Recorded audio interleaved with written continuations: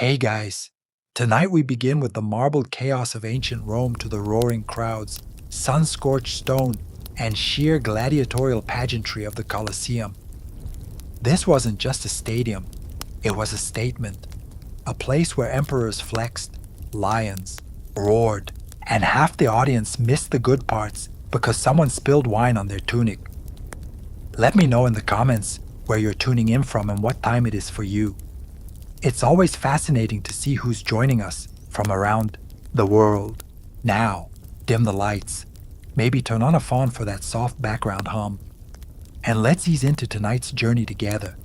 It's game day in ancient Rome. And if you're a proper Roman citizen, that means one thing. You're not sleeping in. You wake before sunrise. Probably thanks to a neighbor loudly arguing about whether it's too early to start drinking watered-down wine. You roll off your stone-hard mattress, stretch your stiff limbs, and mentally prepare yourself to spend the next 12 hours packed into a stone stadium with 50,000 of your closest strangers. Why the rush? Because if you're not out the door before dawn, you'll be stuck sitting behind a column next to a guy who brought live poultry, and you'll miss the best parts of the show, namely, everything that doesn't involve someone blocking your view with a giant feathered hat. The Coliseum may have 80 entrances, but that doesn't mean they're organized.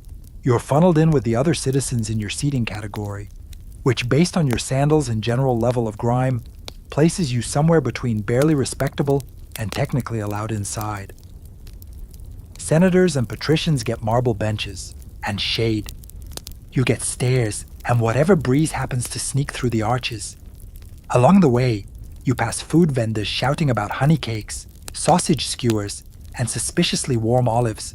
You consider grabbing breakfast, but you also don't want to be holding a fig when someone elbows you in the spleen. Priorities. By the time you reach your seat, if you can call a sun-bleached slab of stone a seat, you're already sweating. It's not even 7 hanged a.m. You pull your tunic into some approximation of a cushion, nudge a child out of the way, and sit down. Around you, the stands are slowly filling up with other blurry-eyed citizens chatting loudly about the rumors of the day. Are there really 20 tigers? Did a German gladiator bite someone's ear off? Is the emperor attending? And if so, will he be in a good mood? You don't know, but you're here. That's what matters. You made it into the Coliseum before the gates closed and the executions began. You haven't fainted, lost a sandal, or been trampled. Yet, by Roman standards, that's a perfect morning. As you finally get a moment to look around, the scale of the place hits you. The Coliseum is massive. Like, we could have built schools, but instead we did this massive. Completed in 80 CE by Emperor Titus, the man who decided bread and circuses were a legitimate political strategy. The Coliseum wasn't just an amphitheater. It was an architectural brag, a public relations stunt in stone. A way of saying, look at this empire. It's wide enough to import hippos for sport. At its peak, the Coliseum held somewhere between 50,000 to 80,000 people. Depending on how loosely the fire marshal interpreted maximum capacity, it stood 150 ft high, had 4 levels of seating, and more entrances than a modern airport. It was so well designed that it could be filled in 15 minutes or emptied in 10 if someone screamed fire or free wine. The exterior is clad in travertine limestone and decorated with grand arches, statues, and columns. The kind of aesthetic overachievement you only get from an empire that's conquered everyone else's good ideas. Inside, it's a different story. You, the humble citizen, are sitting on bare stone under an open sky, while the senators below enjoy awnings, cushions, and a breeze generated by enslaved palm wavers. Above you is the velarium, a massive retractable awning operated by sailors, because apparently even the Navy was drafted into climate control. If it's a hot day, the velarium might be up. If not, you'll be squinting into the sun and slowly turning into a raisin. But the real marvel isn't the marble. It's the engineering beneath your feet. Beneath the arena floor lies a labyrinth of trapdoors, elevators, cages, and pulleys. Animals, props, and sometimes very confused prisoners were launched into the arena like lethal surprises. One moment it's just sand, the next it's 30 flaming chariots and an ostrich in a helmet. It's spectacle. It's strategy. It's an absolute flex. Rome didn't build the Colosseum to be practical. They built it to remind you as you sweat in your fourth-tier seat that the empire could kill you beautifully. Now that you're inside sunburn and emotionally prepared to sit for 8 hours, it's time to face the harshest truth of the Roman Colosseum. Your seat is a direct reflection of how little you matter. Seating wasn't general admission. It was an architectural caste system. Every tier, bench, and step was meticulously organized by social status, income, gender, and how often you dined with people who wore laurel wreaths for fun. Let's start at the bottom, or rather the best. The podium level closest to the action was reserved for Rome's most powerful citizens, senators, magistrates, and priests. They had padded benches, the shade of the velarium, and the smug satisfaction of being able to see what was happening without squinting. Some even had their names carved into the marble. Permanent seating. Imagine being so important that your chair has tenure. Just above them were the equestrians, the Roman middle upper class, or as we'd call them today, people with generational wealth and just enough modesty to pretend otherwise. Their seats weren't as plush, but they were still good enough to smell the lions. Then came the plebeians, Rome's working class. That's you.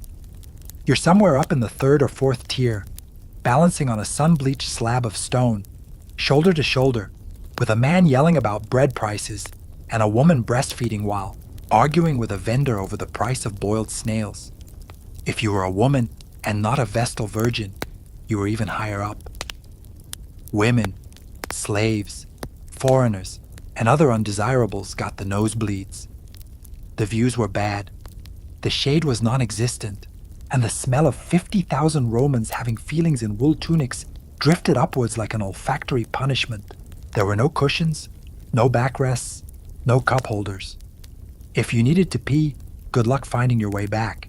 And if someone spilled wine on you from above, that was just part of the ambiance. But you came anyway, because the Colosseum wasn't just about the games. It was about being seen, even if all anyone saw was the top of your sweaty head. Welcome to the cheap seats. No one here is important, but everyone is entertained.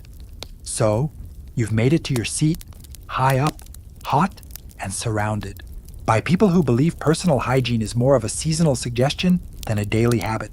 As you prepare for the festivities, your stomach growls. You didn't bring anything. Rookie mistake. Luckily, you're not out of options. The Colosseum had its own version of stadium vendors, only instead of peanuts. Get your peanuts. It's more like olives, slightly fermented and suspiciously warm olives. The ancient Romans loved to snack. You could buy honey cakes, sausages, dates, figs, and if you were feeling adventurous, garum-drenched nuts. Garum, for the uninitiated, was Rome's favorite fish sauce. It smelled like something you'd find in the bottom of a boat after 3 days of bad decisions. Romans loved it. You'd love it too, if your only other condiment was crushed goat liver.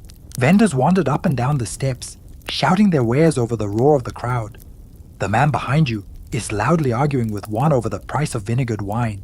It's watered down, but still effective, particularly when you haven't eaten since yesterday and the midday sun is actively trying to kill you.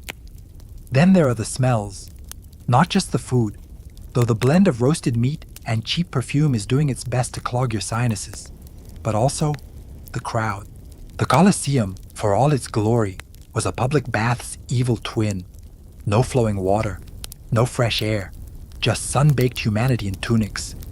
To your left, a man fans himself with a scroll. To your right, someone brought a goat, not for food, for company.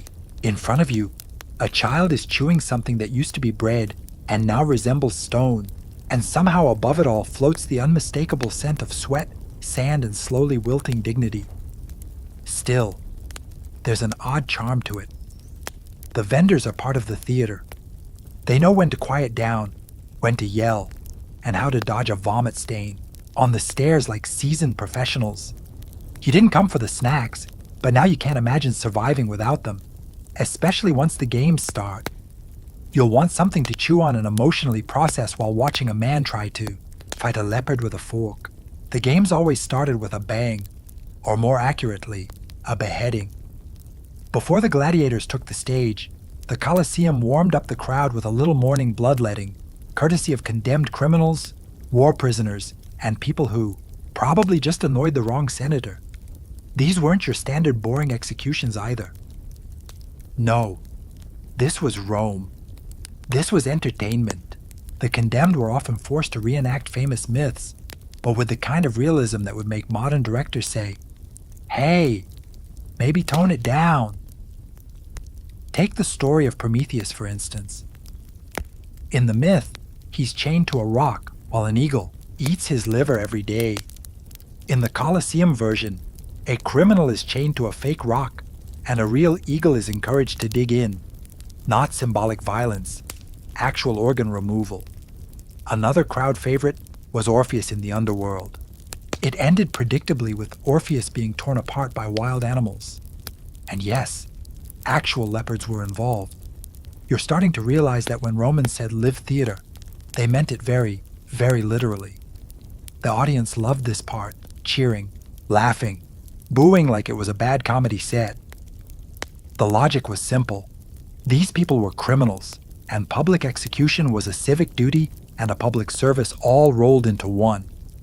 It was justice wrapped in spectacle, dipped in horror, and served before lunch. Sometimes the condemned were simply thrown to the beasts with no backstory or dramatic flair.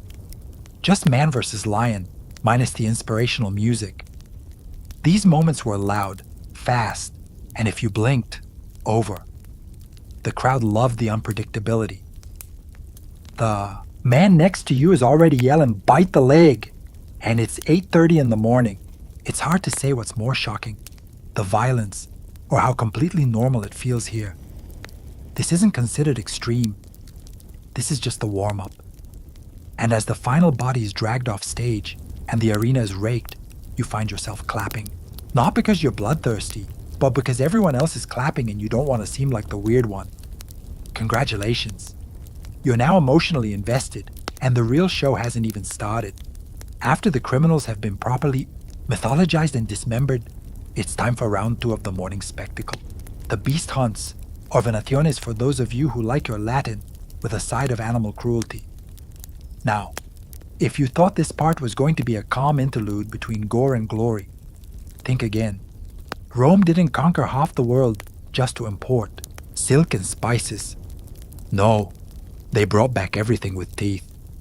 Lions from North Africa, elephants from India, bears from Gaul, ostriches from wherever ostriches came from before they regretted it.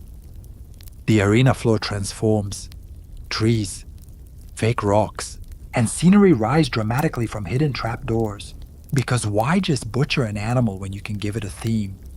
Then out comes the hunter, a venator, not a gladiator, mind you. This guy has fewer muscles, more decorative feathers, and probably a deep sense of regret. His job is to show off, maybe fire an arrow or two, and dramatically dodge whatever angry carnivore bursts from the tunnel. Cue a lion that hasn't eaten in 2 days. The crowd is thrilled. Bets are placed. Someone behind you is already shouting 2 sesterces on the lion, and the woman next to him is trying to sell fig pastries shaped like leopards. Capitalism lives. Sometimes it's one-on-one hunter versus beast. Other times it's mass chaos. A dozen panthers released at once while archers on platforms try not to shoot each other. On special occasions, elephants are brought in. You haven't truly experienced ancient Rome until you've seen an elephant stomp on a wooden replica of a barbarian village, while an official explains how this represents Rome's triumph over uncivilized lands. It's equal parts nationalistic pageant and animal-themed panic attack. And if you're wondering whether the animals ever won, yes, they did. Sometimes the hunters didn't walk out, and the crowd loved that too. There's something deeply Roman about cheering both the hunter and the thing trying to eat him. Eventually, the beasts are killed, the scenery is cleared, and someone with a broom and a very high tolerance for trauma comes out to clean up what's left of the morning. You take a deep breath, because up next, actual humans fighting each other for your entertainment. The crowd hushes, trumpets blare. Somewhere, a nervous goat bleats. It's finally time for what everyone's been waiting for, the gladiators. Forget the criminals and the leopards. This is the main event, the part where trained professionals try to turn each other into decorative stains on sand. If the beast hunts, or breakfast, this is the roasted meat platter of the day, served with a side of existential crisis. Gladiators weren't just fighters, they were celebrities. Think modern athletes, but with more scars and less dental coverage. Some were slaves, some were volunteers, some were nobles going through a phase. All of them knew how to make an entrance, and what an entrance it is. They emerge from the darkened tunnels like rock stars, or maybe like livestock who've learned choreography. Their armor gleams in the sun, helmets sparkle, swords are drawn. The crowd erupts. Children scream. Someone throws a garland. You're not even sure who these guys are, but you cheer anyway, because peer pressure is eternal. The announcer, yes, there is one, calls out the names, origins, and combat styles of each gladiator. A retiarius with a net and trident, a secutor with a smooth helmet and a short sword, a myrmidon with a fish-shaped crest that's not helping him win any fashion contests. Each pairing is carefully chosen for drama. Big versus small, fast versus armored, local hero versus imported lunatic. This is a blood sport with casting direction. Then the fight begins. It's not just wild swinging. There's strategy, rhythm, pauses, feints, parrying, sand, lots of sand. Some fights end quickly. One bad step, one good stab. Others drag on for minutes as the fighters circle each other like angry ballet dancers with iron shoes. The crowd lives for it, gasping, cheering, shouting unsolicited advice from the upper tiers. Go for the neck. Use the net. Stop tripping on your own shield, Gaius. You're on the edge of your very uncomfortable stone seat. Because even from up here, you can feel the tension. This isn't some abstract performance. These men are fighting for survival, for fame, for a chance at not dying today. And the best part, it's still only midday. As you settle in for another round of organized mayhem, you begin to notice something. Not all gladiators look the same. That's because Rome didn't just want fighting. It wanted categories, themes, and stylistic bloodshed. This is less a brawl, and more a very violent fashion show. Each gladiator type had their own distinct look, fighting style, and probability of getting impaled. Let's start with the retiarius. Light armor, no helmet, armed with a net and trident. Basically a fisherman with anger issues. They're fast, nimble, and often pantsless, which adds an extra layer of vulnerability and breeze.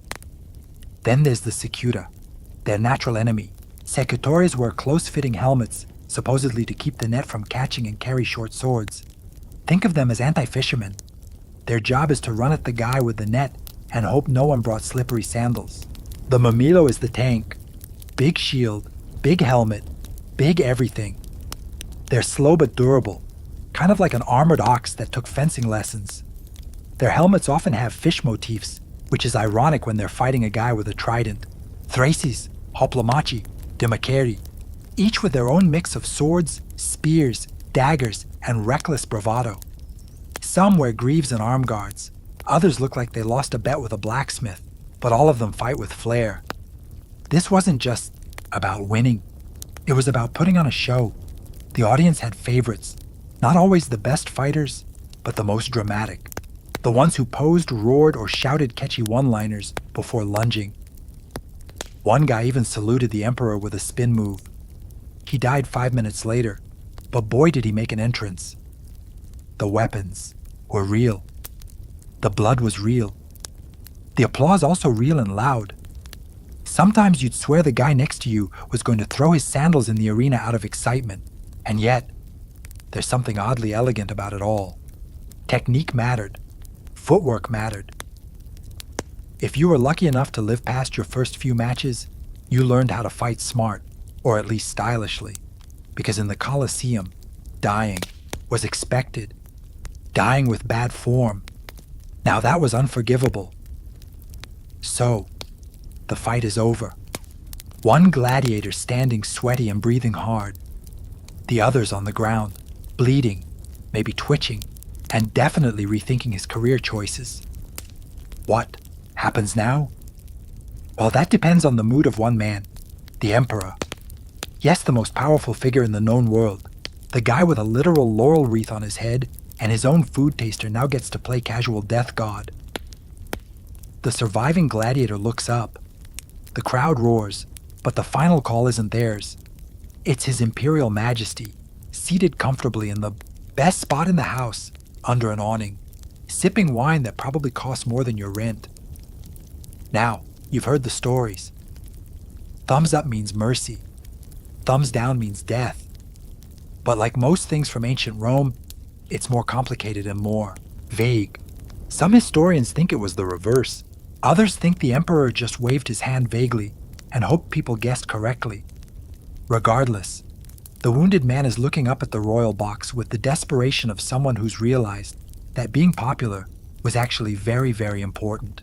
If the emperor is feeling generous, or if the downed gladiator gave a particularly good show, he might be spared. The crowd might chant, "Mite, let him go."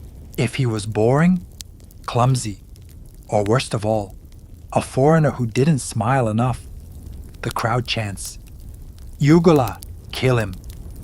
And the emperor, he might listen, or he might shrug and signal doom while reaching for a honey cake. Sometimes the crowd sways, the verdict. Other times the emperor uses it as a political stunt, a chance to look merciful in front of the plebs or brutally decisive in front of senators. It's public relations through bloodshed. And if death is ordered, the victor steps forward and delivers the final blow. Clean, swift, theatrical, or if he's feeling spiteful, dramatic, and messy.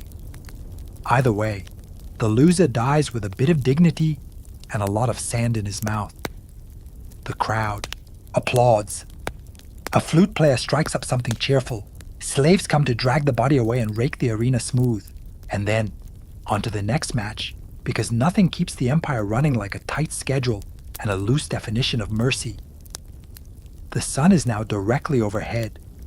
The marble is hot enough to fry a dormouse, and the guy next to you is slowly melting into his tunic. You, however, are still seated because you've made it this far.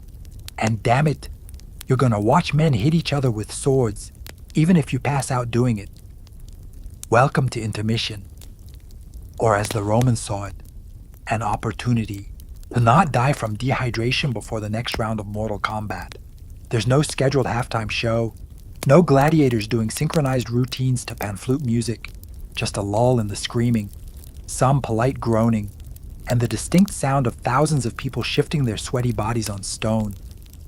Vendors reappear somehow louder than before. Wine, olives, salted something.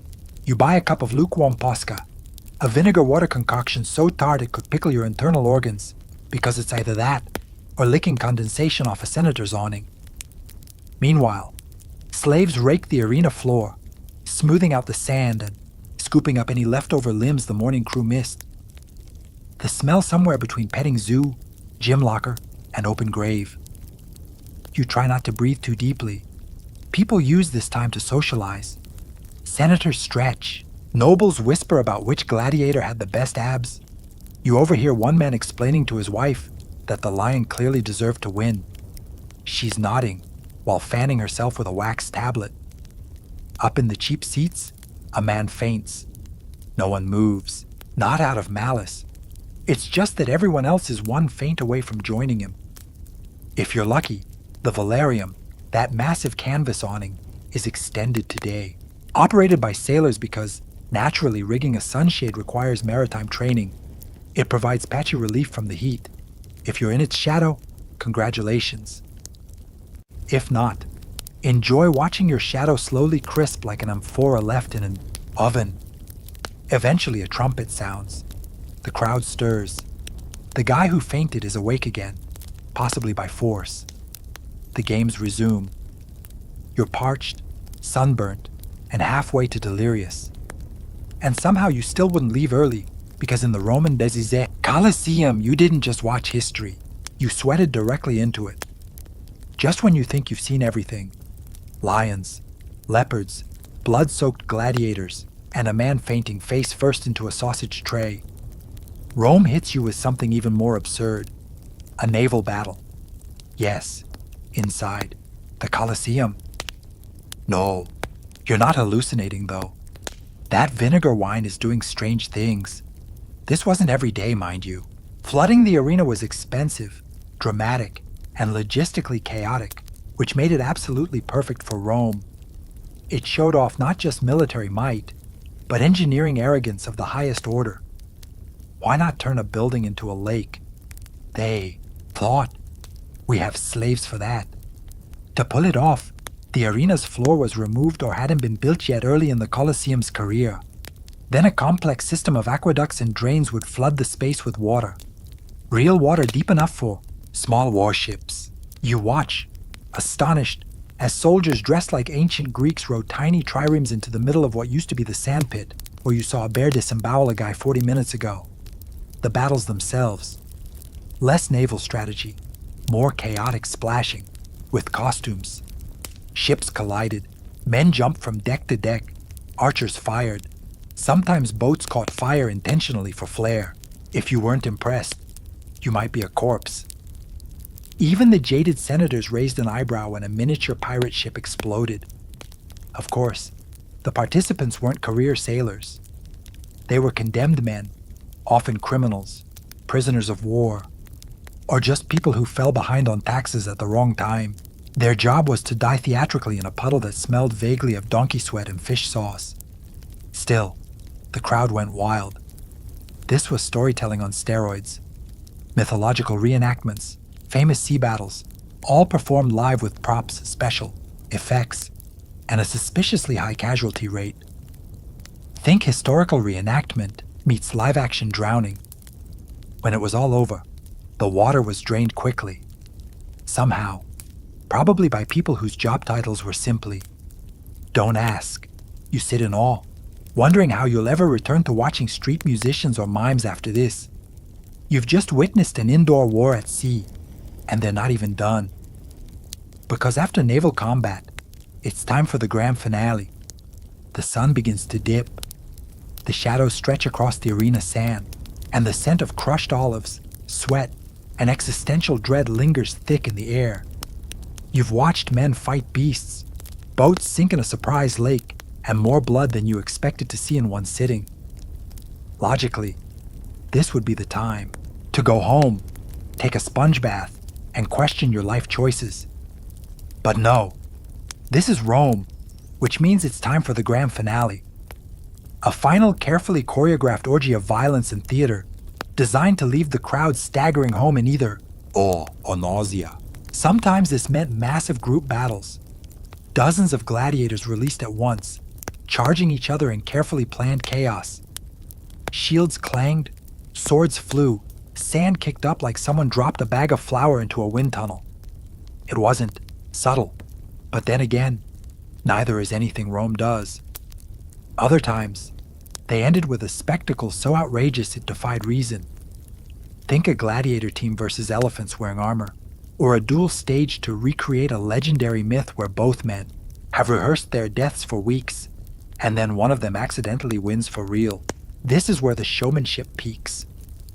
Dying men still try to pose.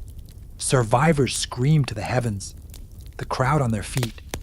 A sea of tunics, fists, and enthusiastic moral flexibility. People chant for their favorites. Garlands are thrown. If a gladiator survives the day and has really impressed the crowd, he might even be awarded a wooden sword, the rudis, and his freedom. It's rare, but when it happens, everyone cries. Even the wine vendors. The emperor stands, nods, waves, or does something appropriately majestic. Maybe he leaves early, bored. Maybe he makes a speech. Either way, the day ends not with a whimper, but with thunderous applause and the distant sound of someone vomiting from too much sun in garum. You, exhausted and deeply confused about your ethics, rise with the others. Your tunic is stained, your back is numb, and your mind is filled with scenes you'll never quite be able to explain at dinner. And yet, you'd absolutely come again tomorrow, because no one stages a blood-soaked standing ovation quite like Rome. The trumpets have faded. The last gladiator has limped off stage, possibly upright, possibly being carried like a tragic meat sack. The crowd begins to stir, stretch, and engage in that most timeless of Roman traditions, judging everyone else's opinions out loud. As you make your way toward the exit, or try to, it's basically a tunic-based traffic jam.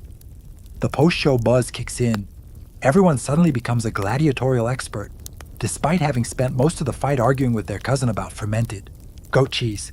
I told you the Thracian was going to win. No. Who no? The Secutor was robbed. Total sabotage. That elephant didn't even try. Clearly sick. Meanwhile, the vendors haven't missed a beat. They're still selling watered wine and mystery meats with the same enthusiasm they had 8 hours ago. Nothing pairs better with dramatic trauma than a warm skewer of questionable protein. The streets outside the Coliseum are a medieval music festival meets garbage fire. The city didn't really have a sanitation department, unless you count stray dogs and disgruntled slaves. Discarded laurel wreaths, broken amphorae, food wrappers made from leaves, all blending into what scholars would later call archaeological evidence. Children reenact their favorite kills with sticks and alarming accuracy. Drunken spectators stagger home, proudly retelling the time a lion made eye contact with them. Someone starts singing. No one knows the words. No one cares. If a gladiator survived the day and was particularly popular, his name will spread through the streets before sunset. He might even get a dinner invite from a senator, or more importantly, a bath. People will write crude graffiti in his honor. Marcus, Slayer of 5 hot. If he died, well, he might get a funeral. Maybe. Depends on the budget. And you're exhausted, covered in a thin layer of sand and regret. And your calves feel like they've been kicked by a centurion. But your heart is pounding, and your brain is still buzzing with every scream, cheer, and trumpet blast. The games are over for today, but the stories, the arguments, the glory, those will echo through Rome until the next time the Coliseum gates creak open, which conveniently is probably next week. By now, you may be wondering just how much did all this cost? The animals, the armor, the scenery, the wine that tasted like regret, none of it came cheap. Welcome to the economics of Roman entertainment, a financial sinkhole so massive it probably made accountants weep into their togas. Let's start with the Colosseum itself. Built under Emperor Vespasian and finished by his son Titus, this stone behemoth took over a decade, thousands of laborers, and an ungodly amount of concrete to complete. It could seat upwards of 50,000 people, none of whom paid for tickets. That's right, entry was free, which is a lovely way to build goodwill in a terrible business model. So, how did they fund this blood-soaked variety show? Answer: conquest money. The Colosseum was famously financed by the spoils of the Jewish war, specifically the looting of Jerusalem, which means every trident and tunic-stuffed date was indirectly sponsored by imperial plunder. Think of it as Rome's version of a military-industrial complex with more flaming leopards. And then, there were the games. A single festival could last 100 days, featuring thousands of gladiators and animals, feeding, housing, and transporting. Elephants from Carthage or hippos from the Nile wasn't exactly cheap. There's no economy class for rhinos, and they tend to destroy the luggage rack. Even the gladiators came at a cost. Training, armor, medical care. Yes, they had doctors, surprisingly, good ones, and of course, burials for the less fortunate. All of it fell on the shoulders of emperors, magistrates, and wealthy sponsors, hoping to gain political points or just avoid being the next contestant in the arena. Estimates suggest that some of the larger festivals could bankrupt a lesser noble. But hey, if it kept the mob happy, it was worth it. After all, a content citizen was less likely to riot and more likely to chant your name while you handed out cheap wine. The phrase panem et circenses, bread in circuses, wasn't just philosophy, it was statecraft. Distract the people with carbs and carnage, and you could get away with just about anything, except of course running out of money. That's when the trouble really started. So you've survived a full day in the Coliseum. You've witnessed executions, beast hunts, shipwrecks, sword fights, sunstroke, questionable sausages, and an entire empire's fragile ego on display. And the real mystery isn't how anyone survived the heat, it's why they came back. The answer is simple. Rome knew how to put on a show. For the average Roman citizen, especially those in the lower classes, life outside the arena was, well, let's say unforgiving. Cramped apartments, uncertain food supplies, public toilets that doubled as conversational spaces, and a city that smelled like ambition, sewage, and goat. But for a few glorious hours, the Coliseum offered escape. Inside those towering stone walls, you weren't a shoemaker with back pain or a slave with terrible luck. You were a spectator, a part of something larger, a witness to triumph, tragedy, and highly choreographed maulings. It was also where Rome told its story, not with books or lectures, but with spectacle.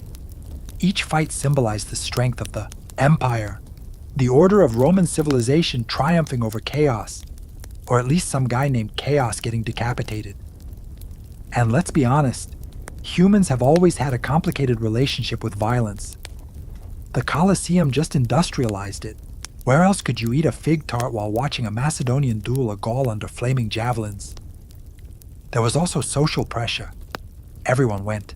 Senators, merchants, beggars, gossiping widows. To skip the games was to miss the thing everyone else would be talking about. You'd be the person at the dinner party going, wait, they had ostriches today. And suddenly, no one wants to sit next to you. And finally, let's not forget the simplest reason. It was free. You could complain about the noise, the blood, and the flaming boats, but your wallet remained blissfully untouched. Rome might be an empire built on conquest and taxes, but it knew how to buy loyalty with deadpan pageantry. So the people kept, coming back for the thrill, for the story, for the chance to forget just for a moment that outside the arena, they were at the mercy of senators and sewer rats. Inside, they were spectators. And in Rome, that was the closest most people ever got to power. Imagine a medieval town before the rise of guilds. The year is 1100. The air stinks of smoke, sweat, and horse dung. Narrow streets wind through cramped wooden houses, and behind every rickety stall someone is trying to sell you something.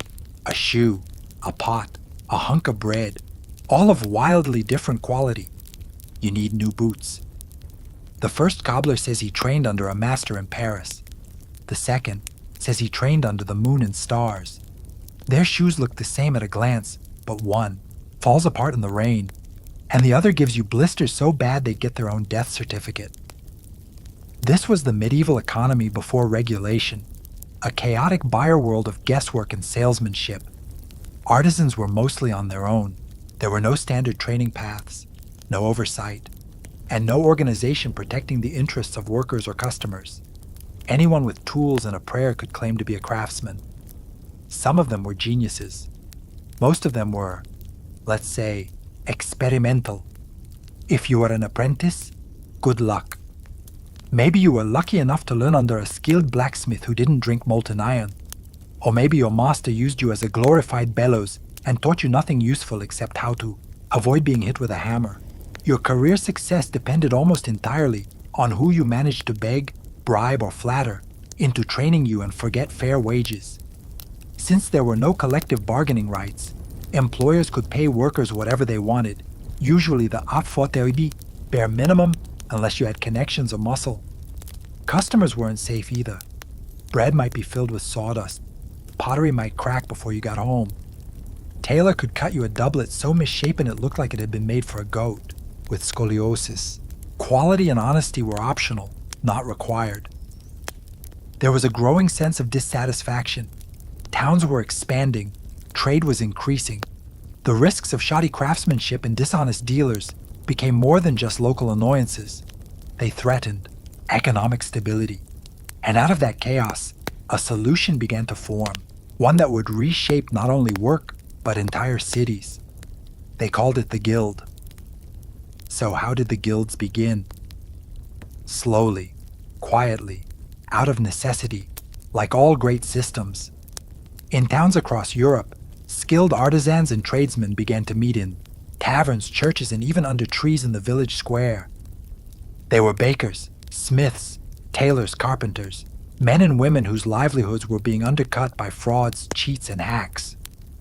They didn't call it a guild at first, just a gathering of those who actually knew what they were doing.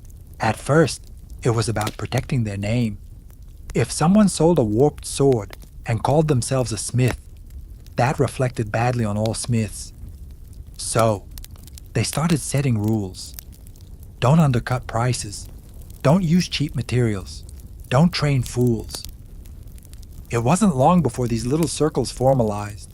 They gave themselves names, codes of conduct, and crucially, control. If you wanted to work in their town as a mason, for example, you had to go through them. No approval, no customers, no job. These early guilds were part labor union, part trade, school, and part secret society. And yes, there were candles, chants, and weird initiation rituals because this was medieval Europe, and everything had candles and weird initiation rituals. Guilds didn't just form in big cities. Even small towns had their own local weavers' guild or coopers' guild. They worked together to regulate quality, enforce fair wages, and maintain ethical standards. If you sold bread with ground-up bones in it, yes, people did that. The Bakers' Guild would find you, shame you, and possibly throw you out. Good luck making a living after that. For the common worker, this was a lifeline. Suddenly, there was a path forward. If you were poor but skilled, a guild could help you rise. You'd start as an apprentice, train under a master, and eventually submit your masterpiece, a literal test project, to prove your worth. If accepted, you joined the ranks of the professionals. The towns liked this too. Guilds meant better products, less fraud, and a stronger economy, and they could be taxed. Let's not forget that part. No system spreads without someone getting paid. By the 12th century, guilds weren't just common, they were powerful. They set prices, controlled markets, and in some towns had more influence than the mayor. And if you dared go against them, well, that's where things got serious. Joining a guild wasn't as simple as raising your hand and saying, "I make shoes now." No. Guilds were gatekeepers of tradition, skill, and let's be honest, money. And they had rules, lots of them. First, you started at the very bottom, an apprentice, usually a boy around 12 or 13, though girls could apprentice too, in trades like weaving or baking. You'd be sent off to live with a master, not just to learn the craft, but to be raised in the trade. It was part job, part adoption, part medieval, boot camp. You'd clean the forge, run errands, stir the dye vats, and maybe, just maybe, be allowed to touch actual tools. After a year or two, you were paid nothing. In fact, your family often paid the master to take you, and the training grueling. If you survived the years of labor and didn't accidentally kill yourself with a misplaced chisel, you could graduate to the next level journeyman. Now you were mobile. You could travel, hence the name, from town to town, working for various masters, perfecting your craft, and getting paid a wage. But you still weren't a full member. That title was reserved for those who submitted a masterpiece. A finished product so flawless, it would be judged by the guild elders themselves. Imagine the pressure. You spend months crafting a single item, a chair, a sword, a tapestry, knowing that a crooked stitch or uneven weld could send you back to journeyman status. If you passed, congratulations. You are now a master with the right to open your own shop, train apprentices, and have a say in guild politics. But being a master didn't mean freedom. You were now beholden to the guild's book of rules. And oh boy, was it thick. You couldn't work outside guild hours. You couldn't undercut the agreed upon price. You couldn't hire too many workers or use unapproved materials. Violations meant fines, blacklisting, or worse, public humiliation. And yes, there were official punishments for shoddy work, up to and including being banned from the town. Every guild also had its own rituals, symbols, and oaths. Some had patron saints. Some had guild halls grander than churches. It was part club, part cartel, part medieval mafia. And now that they had power, guilds weren't afraid to use it, not just to protect their trade, but to shape entire cities. By the 13th century, guilds weren't just part of town life. They were town life. Walk through a bustling medieval city like Bruges, Ghent, or London, and you'd see their influence everywhere. Streets were often named after trades. Baker Street, Fishmonger's Lane, Cordwainer's Alley. The finest buildings, not palaces, guild halls. These were towering stone structures that served as meeting places, event venues, courts, and yes, occasionally taverns after hours. Guilds dictated not only what got made, but how, when, and by whom. They regulated prices to prevent undercutting, set minimum standards for quality, and even determined how many workers a master could employ. The goal wasn't just competition. It was control, stability, predictability. A guild town was an organized town. City governments knew better than to challenge guilds. In fact, most mayors and councilmen were guild members themselves. You couldn't rise to power without guild backing. Elections. Those were often decided behind closed doors in guild halls, not in public squares. Some guilds even kept private armies of armed men to protect their members and negotiate with the authorities if taxes got too high. Guilds also acted as social safety nets. If you got sick or injured, your guild helped pay your bills. If your house burned down, they sent aid. If you died, they paid for your funeral and made sure your widow and kids didn't starve. In a world without insurance, social security, or labor laws, the guild was your lifeline. And let's not forget the guild festivals. Each trade had a patron saint. Bakers had Saint Honore, blacksmiths had Saint Eligius, and everyone had a reason to throw a parade. These festivals featured processions, pageants, feasting, and generous quantities of whatever booze was appropriate for the trade. Sometimes they even had competitive games. Imagine a tug of war between butchers and tailors, and you'll get the vibe. Of course, guilds didn't always play nicely with each other. Tensions often flared between different trades, especially when overlapping duties created turf wars. Should a cobbler or a tanner be allowed to make riding boots? Should a carpenter be allowed to repair a ship? These disagreements could lead to lawsuits or fists. Still, guilds brought order to chaos. They turned towns into engines of commerce, skill, and civic pride. But as their influence grew, so did their arrogance and their enemies. For all their benefits, medieval guilds were not warm, inclusive havens of brotherhood. They were exclusive, elitist, and once they got a taste of real power, deeply corrupt. Want to join a guild as a master? Good luck if you weren't the son of a master or didn't have the right connections. The masterpiece you submitted, it didn't matter how flawless it was if the elders just didn't like your face, your family, or your newfangled ideas. In many towns, guilds turned into hereditary clubs where bloodlines mattered more than skill. If you were an outsider, a newcomer to the town, an ethnic minority, or simply poor, the doors were closed permanently. You could toil as a journeyman your entire life and still never be allowed to set up your own shop. The guild would just keep raising the bar. This rug isn't symmetrical. This sword is too sharp. This loaf of bread doesn't have enough soul. They had 100 ways to say no, and if you tried to work without guild approval, they'd shut you down. Literally guild enforcers. And yes, that was a real thing. Would smash your goods, drive out your customers, or fine you into poverty. In extreme cases, rogue craftsmen could be publicly flogged, imprisoned, or exiled. The guilds called it protecting standards. Critics called it a monopoly. Guild masters also played dirty with politics. Many bribed officials to maintain their privileges, dodged taxes, or bullied rival guilds out of influence. Blacksmiths might sabotage carpenters. Brewers might rat out bakers, and tailors might rig a vote to secure city contracts. These weren't just craftsmen. They were kingmakers. And then there were the women. In theory, some guilds allowed women, especially in textiles, brewing, and food preparation. But in practice, women were often relegated to the sidelines.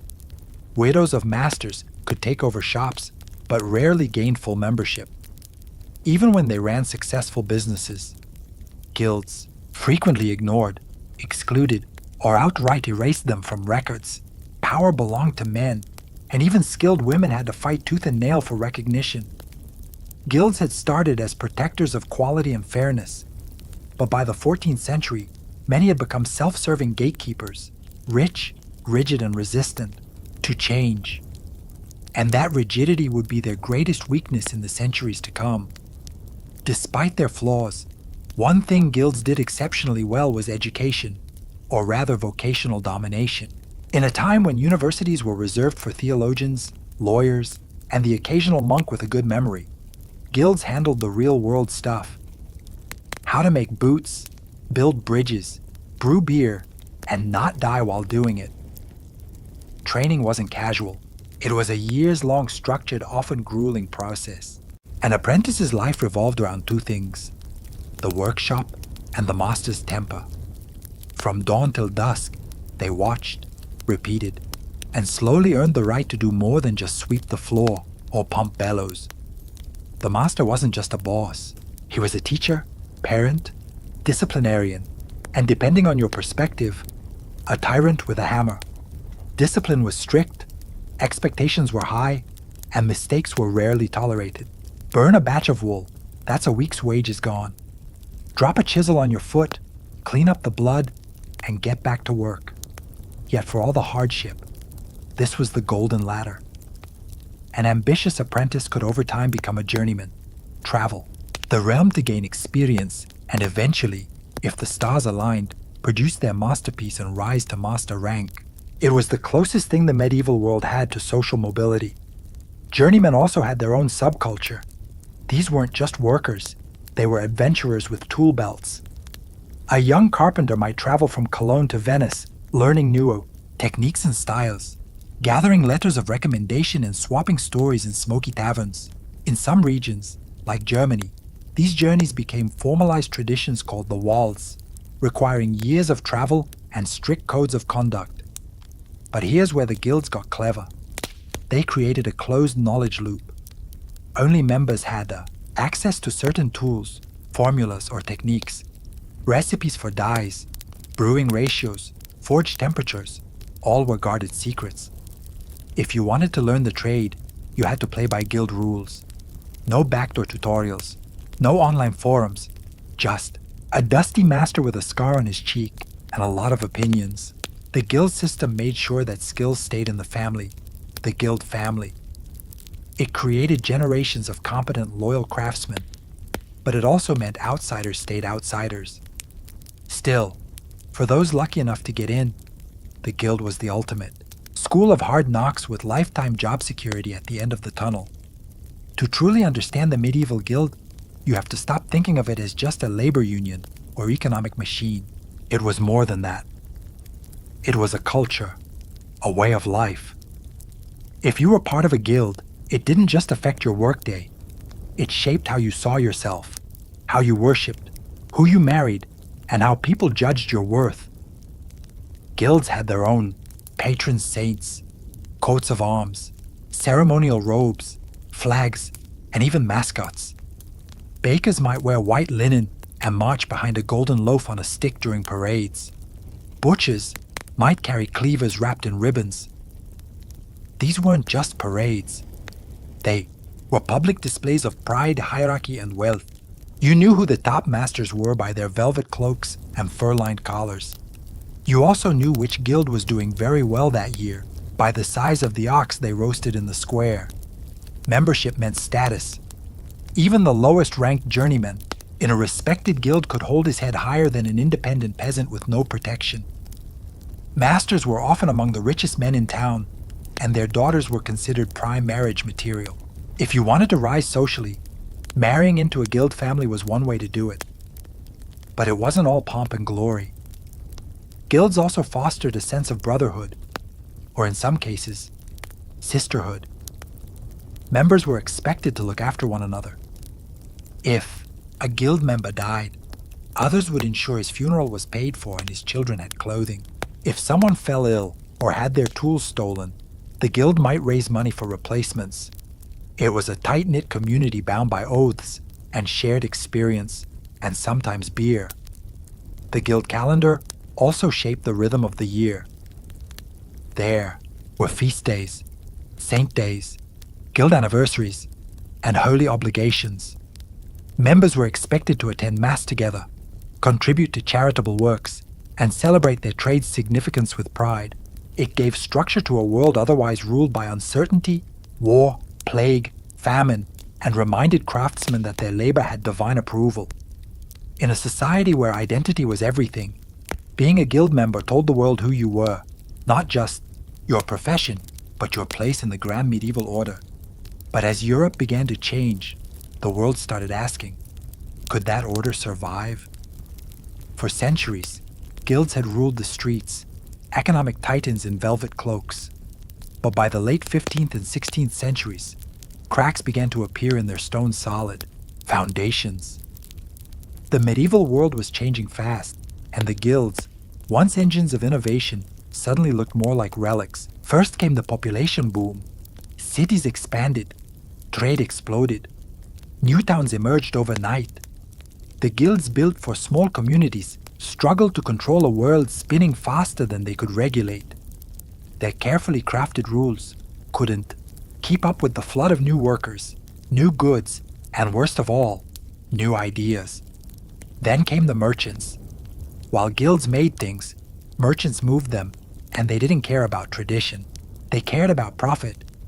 They formed their own powerful associations, merchant leagues, shipping cartels, banking dynasties. Unlike craft guilds, these groups didn't care whether your thread was spun by hand or powered by a water wheel. Efficiency trumped purity. The Renaissance didn't help either. Suddenly, thinkers and reformers were questioning everything: religion, monarchy, even the old trade hierarchies. Critics called guilds stiflers of progress, too rigid, too protective, too obsessed with secrets. Inventions like the printing press spread new techniques far and wide, bypassing guild approval entirely. But the biggest blow came from capitalism.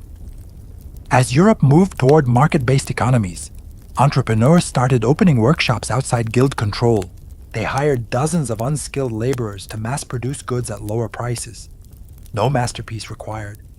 This early form of industrialization made the old apprentice-journeyman master ladder look painfully slow. And as monarchs centralized power, they began breaking guild monopolies. Kings and queens wanted direct control over trade and taxes. Guilds were in the way. Charters were revoked, rules rewritten, privileges stripped. In some places, guilds were outright banned. Guilds tried to adapt. Some merged, some modernized, some begged for royal favors, but the tide was against them. By the 18th century, in many cities, guilds had become ceremonial fossils. They still held festivals, wore robes, and gave speeches. But the real economic power had shifted elsewhere.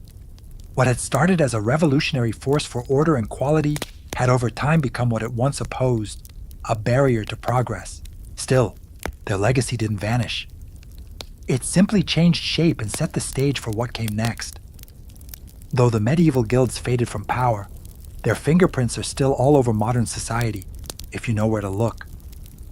That trade school down, the street, that's a direct descendant of the guild's apprentice system. The idea that you must train under someone skilled before being certified, that's guild logic. Even the word masterpiece still echoes its original use, a test of craftsmanship to prove your worth. Unions guilds were their ancestors, the OG labor protectors. They organized strikes, demanded fair wages, provided injury support, and resisted exploitation long before Marx wrote a single word. And while modern unions may be less ceremonial and slightly less obsessed with St. Crispin, their goals remain shockingly familiar: dignity, stability, and protection for the working class. But guilds also shaped our ideas about professionalism. The notion that a trade isn't just a job, but a calling, something worthy of pride, standards, and community. That's guild thinking.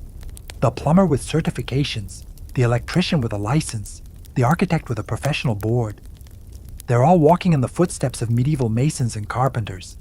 Even business culture owes them a debt. Corporations and LLCs. Medieval guilds had charters, regulations, membership tiers, and communal resources. Their meeting halls look suspiciously like today's boardrooms, except with more candles and fewer spreadsheets. Guilds also left a deep cultural mark. Towns still celebrate them through street names, coats of arms, and historic festivals. Some modern livery companies in London, like the Worshipful Company of Goldsmiths, still operate today, holding on to ancient traditions in a world run by algorithms. And perhaps most importantly, guilds gave medieval workers identity in a brutal world of warlords, famine, and plague. Being a guild member meant you had a place. You mattered. You were part of something bigger than yourself. Of course, guilds weren't perfect. They hoarded power, excluded outsiders, and often stifled innovation. But in a chaotic, unregulated world, they carved out stability and structure where there had been none. They didn't just shape trades, they shaped towns, lives, and futures. So, next time you walk down a street called Butcher's Row or see a sign for a master carpenter, remember you're seeing the shadows of a system that, for better or worse, built the very idea of work as we know it. In the medieval world, life was shaped by the church calendar, and the church had a strict rhythm: repent, fast, then feast like your life depended on it. And after weeks, sometimes months of going without butter, meat, or even joy itself, when the fast ended, the feasting didn't just begin, it erupted. Religious holidays were the designated times when people could let loose legally and spiritually. From the highest lord to the lowest plowman, there was a shared understanding. God was watching. And today, he was fine with second helpings. These weren't casual meals. They were full-blown communal events with roasted meats, trenches piled high, and pitchers of ale and spiced wine passed down long candlelit tables. The feast blurred the lines between religious observance and good old-fashioned revelry. People went to Mass in the morning, then to the manor hall or town square in the afternoon to eat, drink, and often dance until they couldn't see straight. Why such excess? Because it was the reward. Take Lent, for example, 40 days of fasting before Easter. No meat, no dairy, no eggs, and in some especially pious corners of Europe, no laughter. So when Easter Sunday finally arrived, it wasn't just a celebration of resurrection. It was a mass jailbreak from culinary purgatory. Even monasteries, the very symbols of discipline, weren't immune. On feast days, monks would lay out fine breads, fish stews, fruit pies, and yes, even wine. They followed the rules, sure, but they also found creative ways to define what fasting really meant. Spoiler, beaver tails counted as fish. These holiday night feasts were social glue. Neighbors sat elbow to elbow. Rich and poor mingled, though not exactly equally. Lords hosted massive banquets to show off their wealth and piety. They'd invite tenants and clergy, offering symbolic generosity while still sitting at a much nicer table. For townsfolk, it was a break from toil and a chance to eat things they usually couldn't afford. A roasted goose, a spiced pudding, maybe even something absurd like peacock served with its feathers reattached for drama. When the fast ended, the feast was a kind of rebirth, not just of the soul, but of the senses. And in the cold, muddy world of medieval life, that was reason enough to celebrate.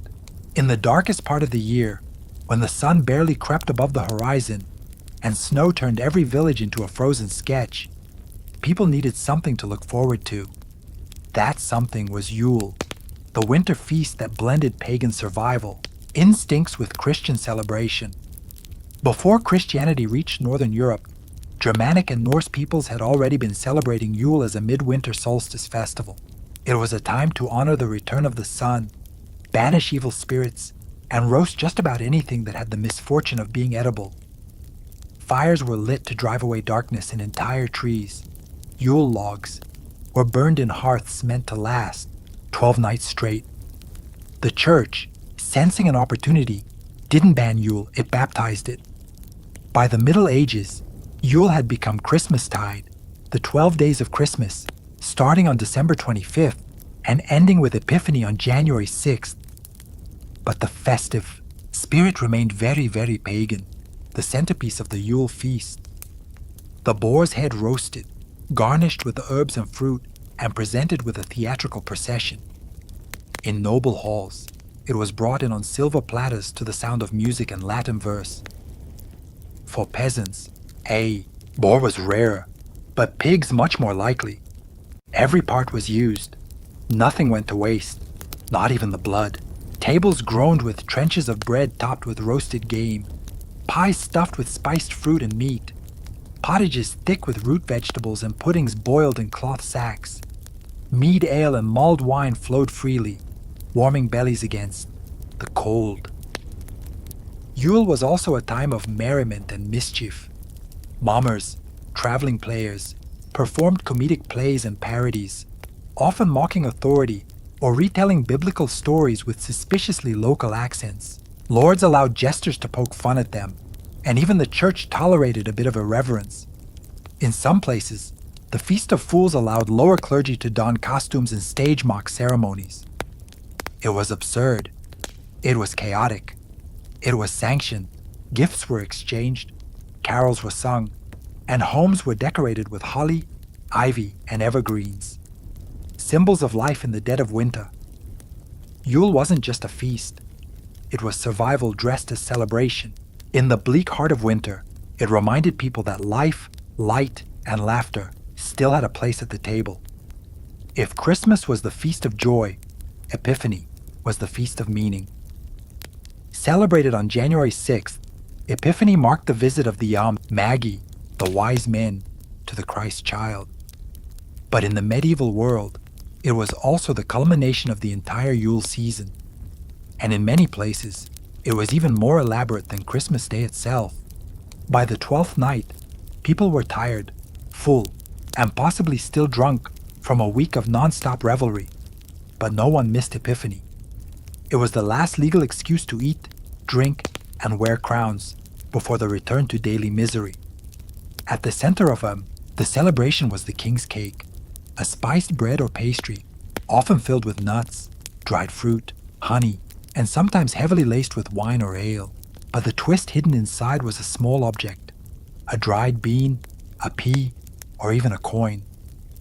Whoever found it became the lord of misrule, the king or queen of the feast.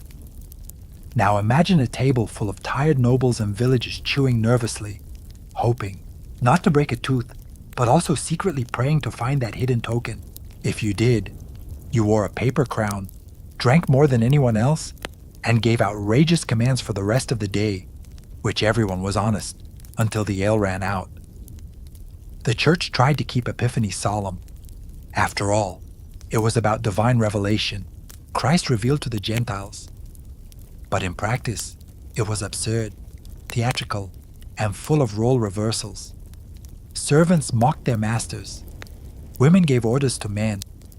Monks impersonated bishops. In France and England, children were crowned boy bishops who led processions and mock sermons. It was chaos, structured, holy chaos. Feasting was still very much involved. Tables were reset with the best of what remained: roasted meats, candied nuts, sweet custards, and mulled wines. In richer households, exotic spices like cinnamon, cloves, and saffron made appearances signaling wealth and worldliness. Epiphany was a strange blend of solemnity and satire. A sacred day laced with sugar, sarcasm, and symbolism. It reminded medieval people that even in the most rigid social order, there was space, however briefly, for play, inversion, and mystery. After Epiphany, the long winter resumed. But for one last glittering night, the world turned upside down, and everyone played along.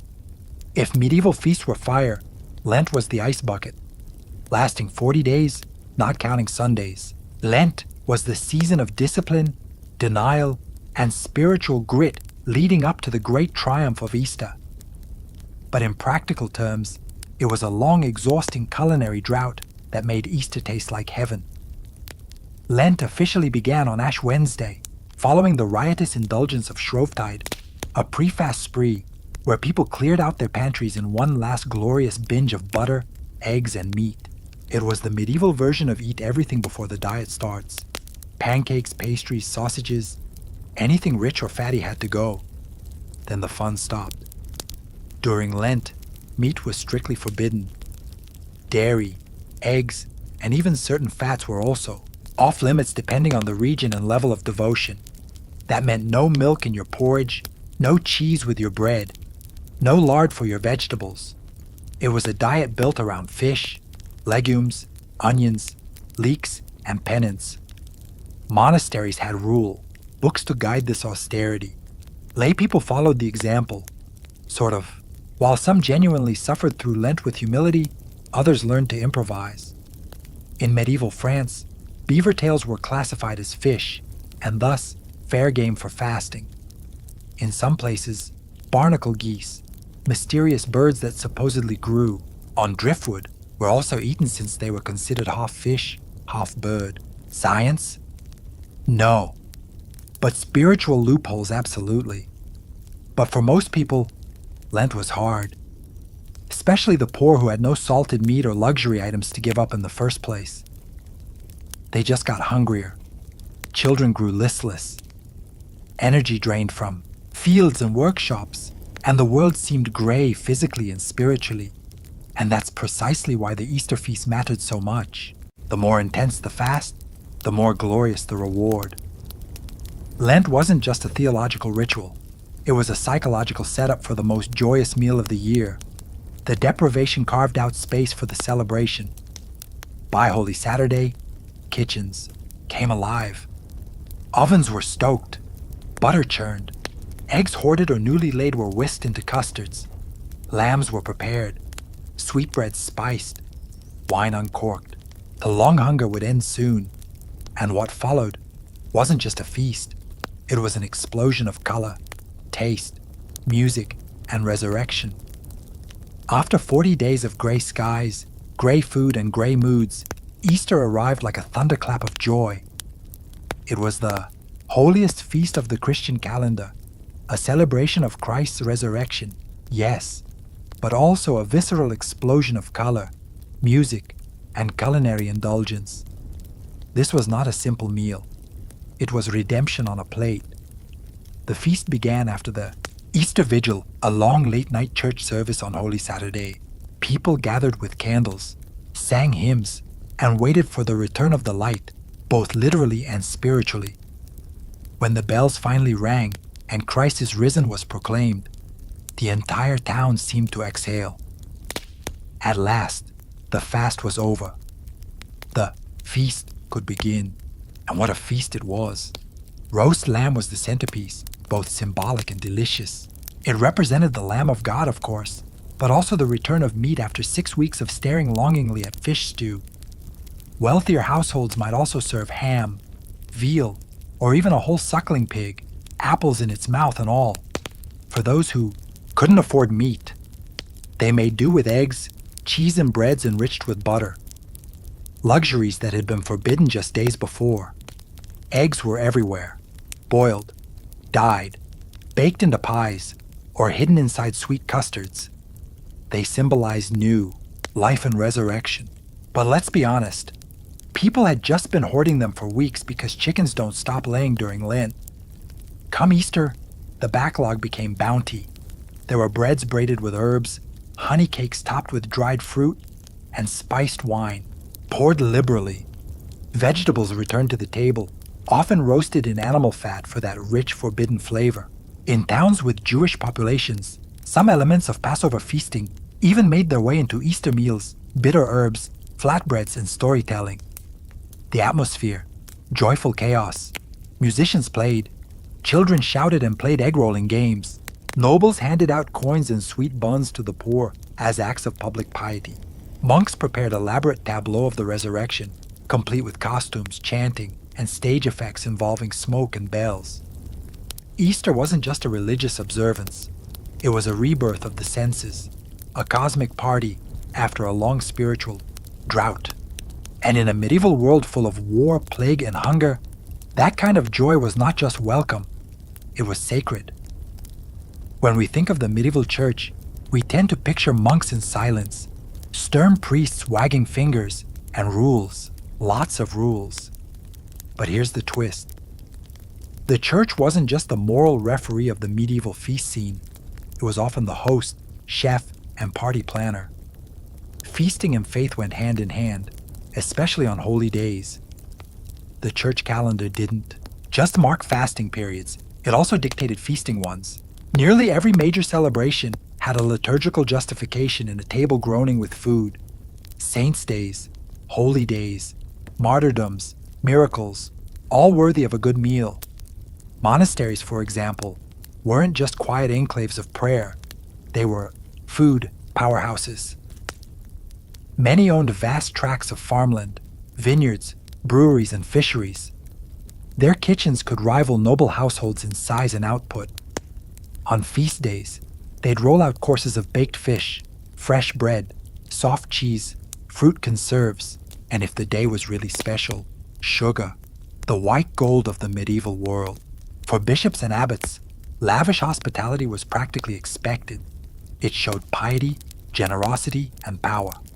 Hosting a proper Easter or Epiphany banquet, complete with clergy, nobles, and poor villagers, was as much a religious act as saying Mass. It was charity wrapped in pastry. Even lower clergy participated. Parish priests would often hold feasts for their congregations, blessing the food and wine before joining in. Sometimes the churchyard itself became a festival ground filled with music, dancing, and tables set under the open sky. Sermons in the morning, cider by sundown. Of course, there were critics. Some reformers grumbled that monks were becoming too soft, too fond of roast goose and strong ale. There were complaints about gluttony in the name of God, especially when abbots had private dining rooms with velvet cushions and silver cutlery. But for the most part, the church defended these feasts as expressions of divine joy, spiritual, celebrations made material. Feasting wasn't just tolerated by the church, it was theology you could taste. Bread wasn't just food, it was sacrament. Wine wasn't just drink, it was celebration. And joy, after all, was one of the fruits of the Spirit. In medieval Europe, to feast was not just human, it was holy. Medieval feasts weren't just about food, they were full-blown sensory spectacles. If you were invited to a holiday banquet, you weren't just coming to eat. You were stepping into a carefully staged performance where roasted boars shared the spotlight with jesters, musicians, mimes, dancers, and the occasional fire breather. Let's start with the basics: music and dancing. Minstrels were as essential to a feast as the meat. They played lutes, flutes, drums, and bagpipes, weaving in songs about saints, battles, courtly love, or just mildly offensive peasant humor. After enough wine, everyone from knights to cooks might join in singing bawdy songs or stomping in impromptu reels around the hall. Then came the mummers, traveling players who performed masked plays known for their absurdity and irreverence. Mumming was part theater, part ritual, part fever dream. Actors wore animal masks, dressed as kings or angels, and told tales with heavy doses of slapstick and satire. Saints' lives were reimagined with local accents. Devils were played for laughs, and biblical scenes got suspiciously personal. The Feast of Fools in particular leaned hard into this, turning the world upside down with mock sermons and role reversals. And of course, there was tableside entertainment. Ever seen a meat pie that when sliced released a flock of live birds? Medieval diners did. It wasn't uncommon for dishes to double as stage props. Pastries shaped like castles, sugar sculptures of dragons, even roasted swans redressed in their feathers. These were culinary stunts designed to make jaws drop. Rich. Lords might hire acrobats or animal trainers, even dwarfs or jesters, to perform tricks between courses. The point wasn't subtlety, it was spectacle. The feast was theater, and every guest had a front row seat. Even the food told stories. Symbolic dishes represented religious ideas, fish shaped like crosses, loaves baked with hidden icons, colored sauces aligned with liturgical meanings. Nothing was accidental. Everything from the plate to the performance reinforced the sacred and the spectacular. To eat at a medieval holiday feast was to be inside the story, singing, laughing, gasping at fireballs or edible castles. In a world with no Netflix, this was the blockbuster premiere, and it came with pudding. Not all medieval feasts were created equal. While the holiday calendar was shared by everyone, peasant, priest, and king, what actually landed on your plate varied, wildly depending on your status. In theory, everyone was celebrating the same holy day. In practice, you might be chewing on cabbage stew while the nobility dined on roasted peacock. Let's start at the bottom. The peasantry holiday feasts were a rare break from monotony and hunger. Most of the year, meals were built around grain, porridge, coarse bread, and whatever seasonal vegetables survived the cellar. But on major feasts like Easter or Epiphany, even the poorest households scraped together something special. A chicken might be slaughtered. Butter hoarded for weeks could be churned and slathered on fresh bread. Simple pies were filled with apples or onions. Allez flowed a little freer. And if a local lord was feeling generous, he might host a public feast in the village square, offering roasted meat, soup, or sweet buns to the masses. Partly out of piety, partly out of political optics. In towns, the emerging middle class of merchants and artisans feasted with more flair. They had access to better ingredients, imported spices, and bigger ovens. Their holiday tables might include dried fruits, honey cakes, sausages, meat pies, and cheese aged in cellars under cobbled streets. Guilds often organized communal feasts, reinforcing both brotherhood and social order. It was a display of civic pride and financial success. But then there were the nobles, for whom feasting was performance art. A royal Christmas or Easter banquet wasn't just a meal, it was a message. Roasted boars with apples in their mouths, towers of marzipan, fish dyed gold, pastries shaped like animals, castles, even saints. Each course arrived with music, fanfare, and sometimes a line of servants bearing flaming torches. Their ingredients came from far and wide. Cinnamon from Ceylon, sugar from Venice, oranges from Spain. Dishes were elaborate, excessive, and meant to impress. And unlike the peasants, nobles dined on white bread, fine wine, and meats forbidden to others during fasting periods, all thanks to special permissions or medical reasons. So yes, everyone feasted, but your place at the table and what was on. It said everything about who you were in the world. Long after the last boar's head was served, long after the mummers stopped performing and the church bells rang out their final holiday hymns, the memory of medieval holiday feasts lingered in hearts, in recipes, and in rituals that still echo today. For medieval people, these feasts weren't just indulgent distractions. They were anchors of identity, marking the passing of time and tying the sacred to the communal. In a world of plagues, bad harvests, and political upheaval, the annual rhythm of Yule, Epiphany, and Easter offered reassurance that joy still returned, that light followed darkness, that the fast always gave way to the feast. Even as the centuries rolled on and the Middle Ages gave way to the Renaissance, then to modernity, many of the core traditions survived. Christmas as we know it, the roasted meats, the Yule log, the gift-giving, the decorated greenery, all have roots in medieval customs. So do king's cakes, now enjoyed in places like France, Spain and New Orleans during Epiphany and Mardi Gras, still hiding a tiny token inside for a lucky reveler. Easter too kept its flavor. Eggs, once symbols of resurrection, and ration treasure remained centerpieces.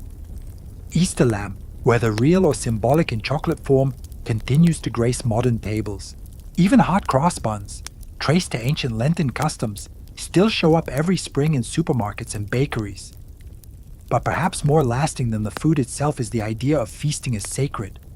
The belief that certain days are meant to be set apart for gathering, for gratitude, for remembering that joy too is holy, is a medieval inheritance. Holiday feasts weren't just about gluttony. They were acts of hope, defiance, even a community saying, "We are still here. We still believe. We still celebrate." In the grand halls of imperial Rome, where marble gleamed and whispers traveled faster than horses, Faustina the Younger entered the world in 130 CE. She was not born into ordinary nobility. She was born into the pinnacle of Roman prestige. Her father was Antoninus Pius, a man destined to become emperor. Her mother, Faustina the Elder, was already an icon of Roman matronly virtue. Faustina the Younger didn't just inherit wealth or a name. She inherited expectation.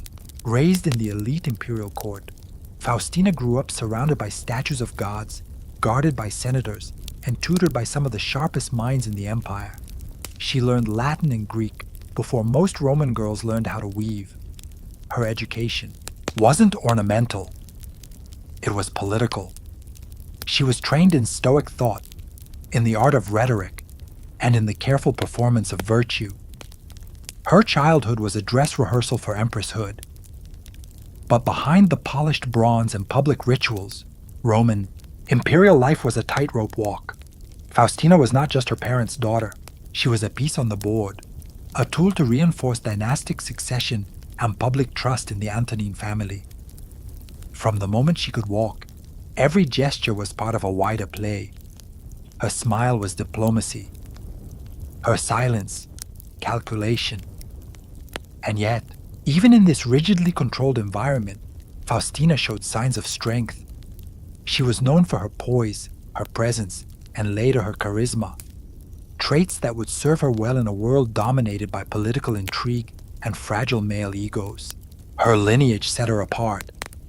She was the great niece of Hadrian, future wife of Marcus Aurelius and mother to the infamous Commodus. Even before her marriage, her destiny was set in stone, literally.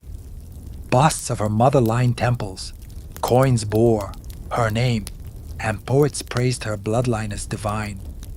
But greatness is a double-edged sword. The same fame that elevated Faustina also placed her under constant scrutiny. Whispers would follow her for the rest of her life, some adoring, others scandalous. From the beginning, she wasn't just a Roman woman, she was a symbol. And in Rome, symbols had to shine or be shattered. In 145 CE, at just 15 years old, Faustina the Younger married her cousin, a quiet, serious philosopher named Marcus Aurelius. It was a political union carefully arranged to solidify dynastic continuity, but surprisingly, it became something else entirely, a true partnership, unusual for an imperial marriage. Marcus was not yet emperor, but everyone knew it was coming. He was Hadrian's chosen heir through adoption, groomed from youth in the ways of Stoic philosophy. Faustina, for her part, was not just a decorative bride. She was already groomed for the throne, raised with the bearing of an empress. Together, they became the golden couple of the Antonine dynasty. And yet, this was no fairy tale. The Roman world was filled with civil unrest, border wars, and plagues. Being empress wasn't about silk and feasts. It was about representing strength, producing heirs, and keeping the imperial image spotless, all while navigating a court full of whispers and daggers. Faustina rose to the challenge. She embraced the role of Augusta, the emperor's consort, with conviction. Statues of her were erected across the empire. Coins were minted with her image beside Marcus, signaling her central role in Rome's stability. She didn't just stand beside the throne, she shared its weight. She also took on the traditional role of mother of the empire, quite literally. Over the course of her marriage, Faustina gave birth to at least 14 children, though only a few survived infancy. Among them was Commodus, a boy who would later rule and nearly ruin the Roman Empire. Despite the loss and political stress, Marcus adored her. His meditations, that quiet personal work of stoic reflection, occasionally hint at a man deeply grateful for his wife's strength and loyalty. He called her faithful and praised her virtues, even as gossip about her swirled in Roman salons and barracks, because for all her dignity, rumors clung to Faustina like perfume. Stories of affairs, political manipulation, and wild behavior would dog her for decades. Some exaggerated, some invented by enemies, some perhaps uncomfortably close to truth. But whatever the truth, Faustina was no passive ornament. She was a force beside the throne, elegant, effective, and already controversial. And her real influence was just beginning. To be a Roman empress was to be a mother, not just to children, but to the empire itself. For Faustina the Younger, this was not symbolic. She was quite literally the womb of dynastic survival. Over the course of her marriage to Marcus Aurelius, Faustina gave birth to an astounding 14 children. It was both a political necessity and a personal ordeal. Every successful birth meant another potential heir, another safeguard for Rome's future. But the grim reality of Roman medicine meant that most of her children died young. Only a handful survived to adulthood. Each loss was a private grief made public through shrines, mourning rituals, and silent imperial processions. The most infamous of her surviving children was Lucius Aurelius Commodus, born in 161 CE. He would later become emperor, and as many historians argue, one of the worst in Roman history. But as a child, he was Rome's hope. Faustina poured herself into shaping him, overseeing his upbringing in the imperial household, where education was administered by philosophers and slaves alike. Yet Faustina was more than just a mother in the biological sense. She became a maternal figure for the Roman people, especially the soldiers. She often traveled with Marcus during military campaigns, a rare move for an empress, bringing her children along and living among the troops. To the soldiers, she was not a distant goddess in ivory towers. She was there, visible, regal, and present in moments of both triumph and fear. In return, the army adored her. She was called Mater Castrorum, Mother of the Camp. It was a title no other empress had borne before her. It wasn't ceremonial. It was earned, and it mattered. Roman soldiers were notoriously difficult to impress. Yet, Faustina's presence calmed camps and inspired loyalty. Her symbolic power reinforced Marcus Aurelius' own authority. Together, they were not just emperor and empress. They were the parents of Rome. But with influence came resentment. Not everyone believed a woman should hold such sway over public morale and imperial policy. Behind the scenes, whispers about her grew louder. Was she truly loyal? Was she too powerful? Was she hiding something? One thing was clear. Faustina was no silent matron. She was a mother. Yes, but she was also a player in the imperial game. In a world where Roman imperial marriages were more about alliances than affection, the union between Faustina the Younger and Marcus Aurelius stood out, not for its ceremony, but for its intimacy. On paper, it was textbook dynastic strategy. Faustina, daughter of Antoninus Pius, married to Marcus, his adopted son and heir. The marriage solidified the succession, created a united front, and reassured Rome that the throne would remain within a respected bloodline. But what developed between them was, by many accounts, a genuine bond. Marcus Aurelius, the famously stoic philosopher-emperor, rarely spoke emotionally except when it came to Faustina. In his meditations, a deeply private, text never meant for publication, he wrote of her as his most faithful and beloved wife. In a world of arranged unions and interchangeable empresses, that line spoke volumes. Their partnership was political, yes, but also collaborative. Faustina traveled with Marcus on campaign. She supported his decisions even in the brutal chaos of frontier warfare. In return, Marcus honored her publicly. He granted her unprecedented titles, minted coins bearing her face, and involved her in key ceremonial roles. She wasn't just an accessory to power. She was half of the equation. And yet, the Roman public was divided. To the military, she was a beloved presence. To the Senate and aristocracy, she was a more complicated figure. Rumors trailed her like perfume. Some claimed she had lovers among the gladiators. Others whispered of political manipulation, emotional instability, even conspiracy. There was no concrete proof, only shadows and hearsay. But the Roman elite was never one to let facts get in the way of a juicy scandal. What's remarkable is that Marcus never wavered. While other emperors might have exiled or quietly replaced a troublesome wife, Marcus remained loyal.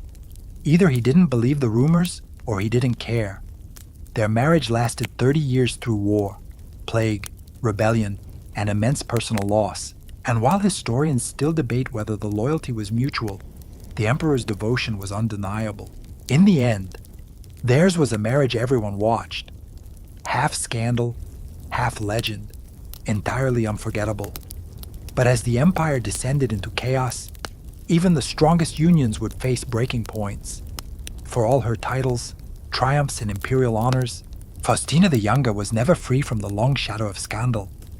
From the palaces of Rome to the far-flung provinces, her name stirred admiration, suspicion, and sometimes thinly veiled disgust.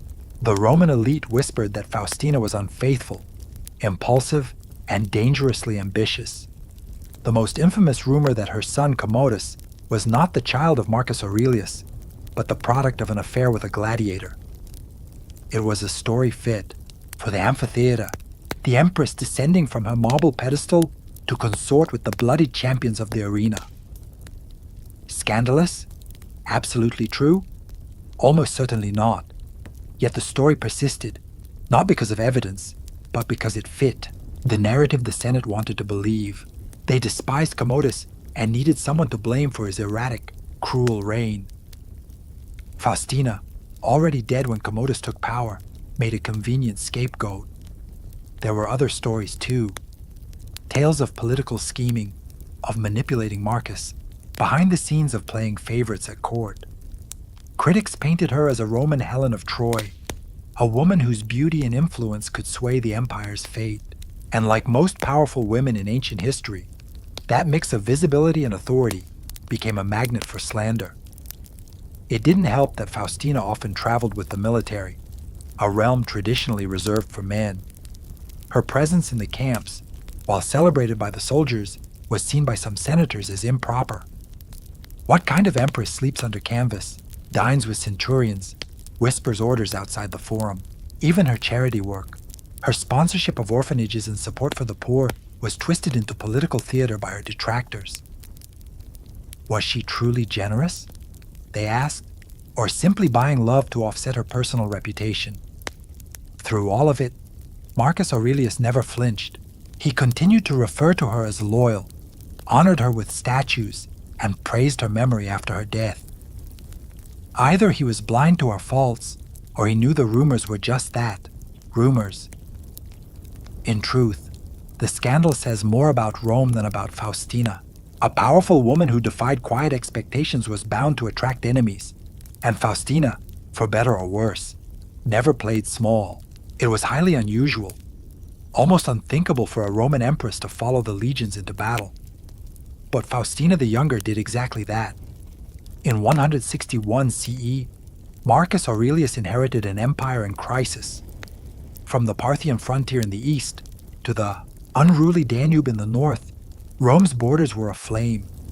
Civil unrest, disease, and foreign invasions turned what might have been a philosopher's reign into a soldier's grind. And through it all, Faustina traveled with him.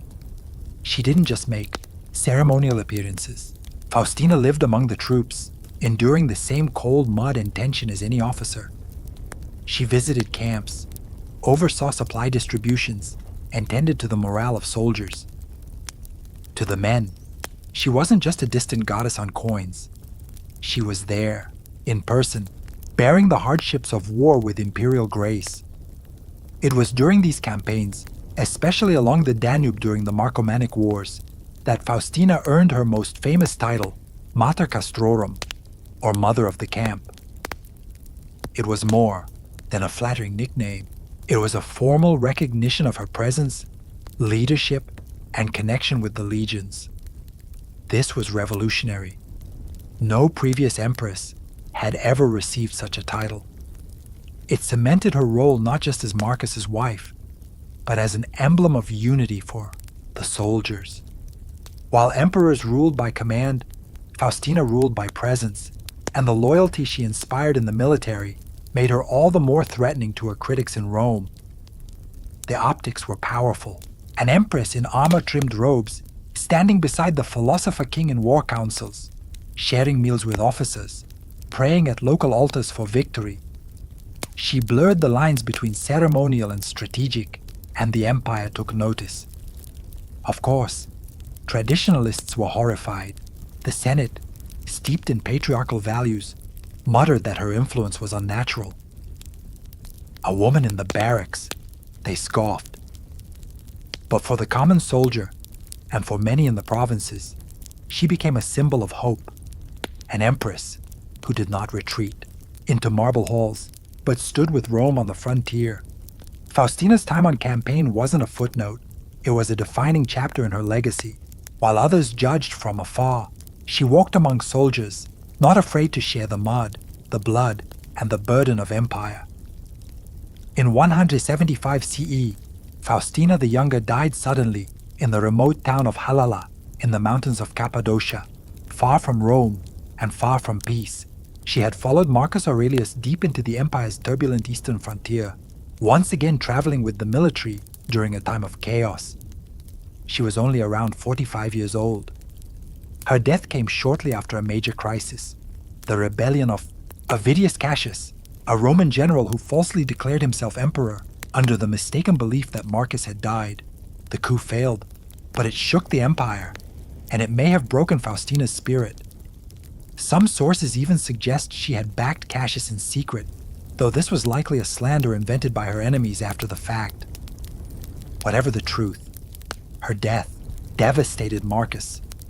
He was far from stoic in mourning. His grief was public, lavish, and immediate. Marcus ordered the Senate to deify her, and they complied. Faustina the Younger became a goddess. Her name joined the ranks of the divine alongside emperors and empresses before her. She was no longer just Augusta. She was Diva Faustina. And with deification came monuments. The town of Halala, where she died, was renamed Faustinopolis in her honor. Temples were erected, statues sculpted, and coins minted bearing her divine image now wreathed in stars. In Rome, the temple of Faustina and Marcus Aurelius rose, anchoring her memory to the forum itself. More than just ritual, her deification was a political act. It reminded the empire of her virtues, sanitized her reputation, and reinforced the legitimacy of Marcus and their son, Commodus. The Divine Mother meant a divinely appointed heir, even if that heir would turn out to be deeply flawed. Interestingly, her apotheosis did not erase the rumors. Whispered tales of betrayal, ambition, and scandal still clung to her legacy. But as with all Roman deities, worship didn't require moral perfection, only symbolism and memory. In death, Faustina became eternal, not just in the temples, but in the Roman imagination. She had lived in shadow and light, loved fiercely, ruled boldly, and died far from home. And Rome, for all its suspicion, couldn't help but build her a pedestal that reached the heavens. When Marcus Aurelius died in 180 CE, he left the Roman Empire in the hands of a young man who would become one of its most infamous rulers. Lucius Aurelius Commodus, the son of Faustina the Younger. For a brief moment, it seemed like the dynasty Faustina had helped build would endure. Commodus was the first emperor in nearly a century to be born into power, not adopted into it. His succession marked a turning point and a gamble. But within a few short years, it became clear Commodus was no Marcus Aurelius. His reign was marked by paranoia, cruelty, self-indulgence, and spectacle. He fancied himself Hercules reborn, fought in the gladiatorial arena, renamed Rome after himself, and left the administration to a rotating cast of sycophants and assassins. And inevitably, the question arose, was Faustina to blame? Ancient historians, always eager to moralize, looked backward through Commodus's madness and found, conveniently, his mother. They dredged up every rumor, every whisper of infidelity, every accusation of scheming, and painted Faustina as the true seed of the empire's corruption. If Commodus was a monster, surely his mother had either birthed it or molded it. But this is more political narrative than fact. Faustina died when Commodus was just a teenager. By all accounts, she had played a central role in his early education and upbringing. Surrounding him with tutors, philosophers, and statesmen, she traveled with him on campaign, helped prepare him for imperial life, and oversaw his introduction to Roman politics. But no mother, divine or mortal, could completely control the future. Not in a world as unstable and brutal as Rome. Some historians today suggest that Faustina's early death may have removed the only person who could have grounded Commodus. Without her presence, he was left under the influence of corrupt courtiers and opportunistic handlers. Marcus, exhausted and grieving, may have failed to recognize how far his son was drifting. Still, her legacy was now tied to Commodus's shadow. Her deification remained untouched, but her memory became complicated. A tragic symbol of how even the best laid dynastic plans can unravel. She had birthed a god, she had buried children, and she had given Rome an emperor it would never forget for all the wrong reasons. Faustina the Younger died nearly 2,000 years ago, yet her story still flickers in marble statues, coin portraits, and the brittle pages of ancient histories. Her legacy is a mosaic of contradictions: empress and scandal, mother and manipulator, goddess and mortal woman. In her lifetime, she was one of the most powerful women in Roman history. She advised emperors, influenced troops, bore heirs, and stood on the edges of battlefields, actions that would terrify any traditional Roman senator. And because of that power, she became a lightning rod for gossip and myth. She was remembered by the military as Mater Castrorum, the empress who stood with them in the mud and snow. By her husband Marcus Aurelius, she was remembered as his faithful and beloved partner. But to historians like Cassius Dio and the ever scandal-loving gossip meals of late antiquity, she became the empress of rumors, blamed for infidelities, conspiracies, and even the rise of Commodus. Her statues, of which dozens survive, show a serene woman with carefully arranged curls and eyes turned to the heavens. But beneath that idealized gaze lies a story rarely told. A woman raised inside imperial machinery, trained to perform perfection, yet forced to navigate a brutal male-dominated empire that rarely forgave influence, especially when it came from a woman. Her deification after death was not merely honorific, it was strategic. In a time when dynasties were fragile and emperors frequently fell to poison or blade, immortalizing Faustina served as a stabilizing myth. A divine mother meant a divine lineage. Her temples, coins, and titles helped soothe an empire unsure of Commodus and nostalgic for Marcus's reign. But even today, historians remain divided. Was Faustina a model empress who upheld duty in the face of war and grief? Or a savvy political player who cloaked ambition in maternal virtue? Perhaps both. Perhaps that's what makes her unforgettable. She lived in a world of shadows and spectacles where women could rule only if they wore a mask. Faustina wore many: goddess, wife, mother, seductress, soldier's muse. But behind the bronze and legend was a human being navigating power, loss, and love in the heart of the most dangerous empire in the world.